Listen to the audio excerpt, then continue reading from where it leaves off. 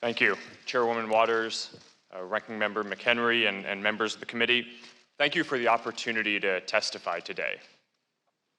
As we sit here, there are more than 1 billion people around the world who don't have access to a bank account, but could through mobile phones if the right system existed.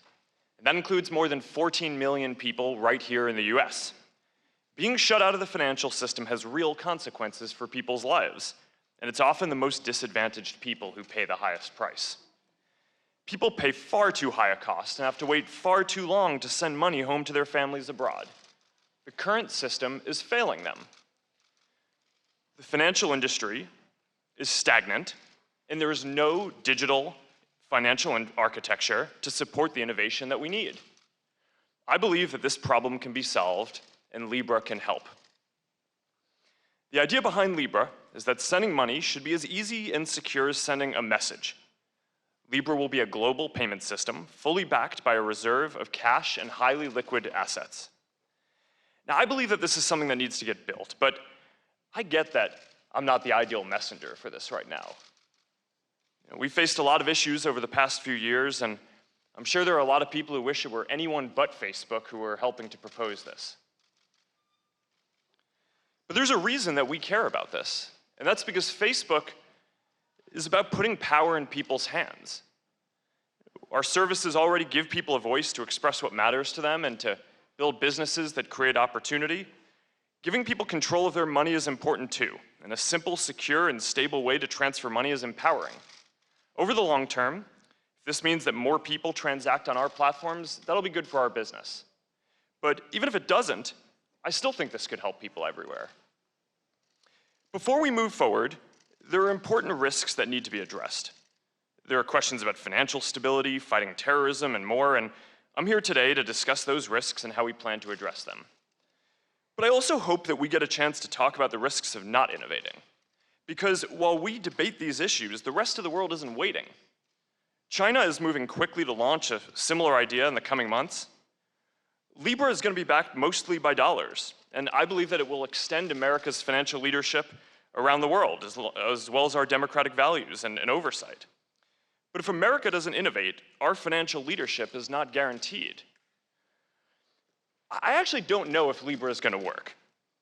But I believe that it's important to try new things, and as long as you're doing so responsibly.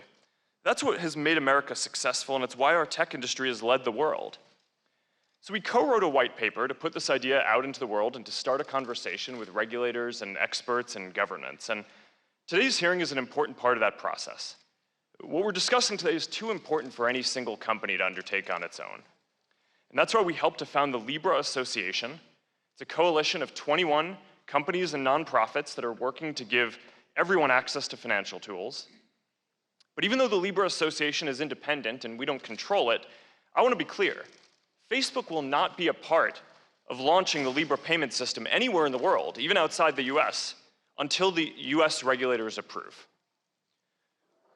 Last time I testified before Congress, I talked about taking a broader view of our responsibility, and that includes making sure our services are used for good and preventing harm. And I want to discuss that across other aspects of our work today as well. People shouldn't be discriminated against on any of our services. We have policies in place to prevent hate speech and remove harmful content, but discrimination can also show up in how ads are targeted and shown too. As part of a settlement with civil rights groups, we've banned advertisers from using age, gender, or zip codes to target housing, employment, or credit opportunities, and we've limited interest-based targeting for these ads too. This is part of our commitment to support civil rights and prevent discrimination. I also know that we need more diverse perspectives in our company.